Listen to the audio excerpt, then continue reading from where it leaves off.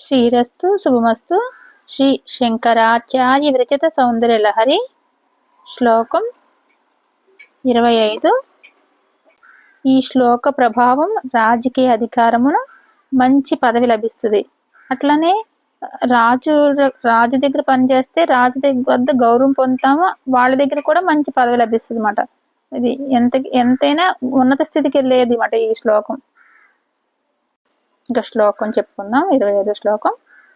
త్రయాణం దేవానాం త్రిగుణ జనితానాం తవ శివే భవేత్ పూజా పూజా తవ చరణయోర్యా విరచితా తదా హి త్వత్పాదో ద్వహన మణిపీఠస్య నికటే స్థితా హేతేష్వశ్వన్ ముకులిత కరోతం సమకుటా. భావం చెప్పుకుంటున్నాం కదా.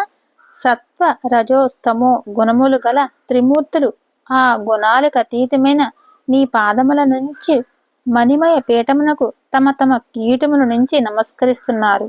ముగ్గురు మూర్తులకు నీవే తల్లివి కదా.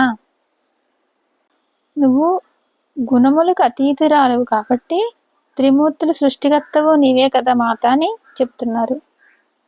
మాత, సత్వ రజ స్తమో గుణముల వలన జన్మించిన బ్రహ్మ విష్ణు రుద్రులకు నీ పాదములకు చేయి పూజయే పూజ అగుచున్నది కదా, వేరొక పూజ కాదు, అది యుక్తమే అని. సత్వగుణము బ్రహ్మ, విష్ణువేమో రజోగుణం, స్తమో గుణము రుద్రుడు కాబట్టి వారు ఈ పూజ ఇవి చేస్తే అందరికీ చేసినట్టే కదా అని భావం చెప్తున్నారు అన్నమాట. అటువంటి త్రిమూర్తులు కూడా నీ మణిమయ పాద పీఠమునకు తమ కిరీటమును తాకించి నమస్కరిస్తున్నారు. త్రిమూర్తుల సృష్టికర్త నువ్వే కాబట్టి, అంటే నీ పాదాలు పెట్టుకునే రత్నం పీఠం దగ్గర కిరీటాలు తీసి తలలో వంచి వినమ్రులే కూర్చుని ఉన్నారు కాబట్టి వారికి వేరే పూజ లేదు. నీ పాదాలకు జరిగే పూజయే వారి పూజ. అంటే అమ్మని పూజిస్తే మనం కూడా త్రిగుణాలకు అతీతంగా ఉంటాము, అన్ని రాజ్య పదవులు సంభవిస్తాయని. అమ్మ త్రిగుణాతీత స్థితిగా ఉంటది కాబట్టి అతీతంగా మనం ఉంటామని. ఓం శ్రీ గురుభ్యో నమః. సర్వం శ్రీకృష్ణార్పణమస్తు. మనం అన్నిటిలో ఉన్నతగా అంటే ఆధ్యాత్మిక, ఆధ్యాత్మికంగా, భౌతికంగా కూడా ఉన్నత స్థితిలో ఉంటాం. ఓం శ్రీ గురుభ్యో నమః. సర్వం శ్రీకృష్ణార్పణమస్తు.